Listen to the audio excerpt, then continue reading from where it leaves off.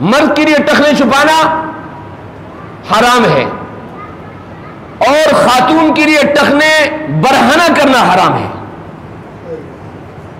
لیکن میرا عزیز ساتھیو، عجیب بات یہ ہے کہ ایک ٹیلر، ایک درزی نے مجھے واقعہ سنایا، اور یہ 3 تلوار میں گلف مارکیٹ ہے، وہاں کا وہ وہاں پہ کام کرتے ہیں. اس نے مجھے بتایا کہ جناب ہمارے پاس خواتین آتی ہے اور کہتے ہیں جناب ہماری لیے مولانا شلوار بناؤ. کیا بناؤ؟ شلوار کا نام کیا ہے؟ مولانا شلوار.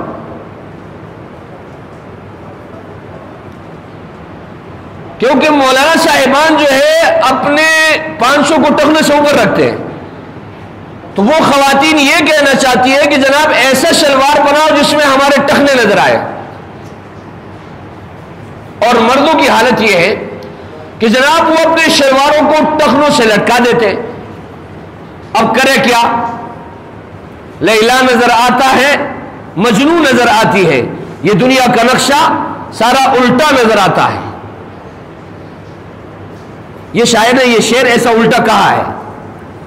اس نے جو ہے لیلا چونکہ مؤنث ہے اس کے لیے جو ہے آتا کا لفظ استعمال کیا ہے، اس لیے اس شعر کو شاعر نے جس طریقے سے بنایا ہے اس طریقے سے پڑھا جائے گا. وہ کہتے ہیں لیلا نظر آتا ہے، مجنو نظر آتی ہے، یہ دنیا کا نقشہ سارا الٹا نظر آتا ہے.